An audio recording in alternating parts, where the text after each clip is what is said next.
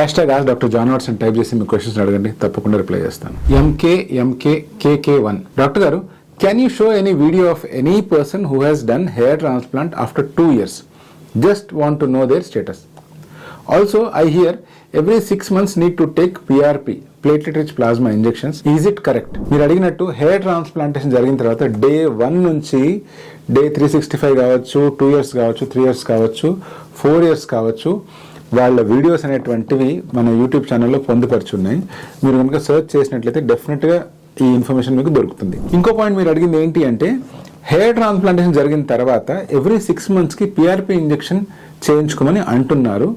ఇది కరెక్టా అంటే, PRP ఇంజెక్షన్స్ మనం చేస్తున్నది ప్రధాన ఉద్దేశం వచ్చేసి ఎగ్జిస్టింగ్ హెయిర్ని కాపాడుకోవడము, ట్రాన్స్ప్లాంట్ అవుతున్న హెయిర్ని కూడా కొంచెం గ్రోత్ వైపు నడిపించడం, అంటే కొన్ని గ్రోత్ ఫ్యాక్టర్స్ అందిస్తాం అన్నమాట. ఇది కంపల్సరీ అంటే లేదు, కంపల్సరీ కానే కాదు. కొంతమంది ఇండివిజువల్స్కి ఎవరికైతే ఆల్రెడీ స్కాల్ప్ అనేటువంటిది స్పార్స్గా ఉండి, డోనర్ ఏరియా స్పార్స్గా ఉండి, వాళ్ళకు గ్రోత్ పొటెన్షియల్ కనుక తక్కువ ఉంది అని అనిపిస్తున్న సిచ్యువేషన్లలో PRP అనేటువంటిది కొంచెం దోహదపడుతుంది. అలా కాకుండా మీరే కనుక హెల్దీ ఇండివిజువల్ అనుకోండి, మీకు PRP ఇంజెక్షన్ హెయిర్ ట్రాన్స్ప్లాంటేషన్ తర్వాత తీసుకోవడం ఏమాత్రం కంపల్సరీ కాదు.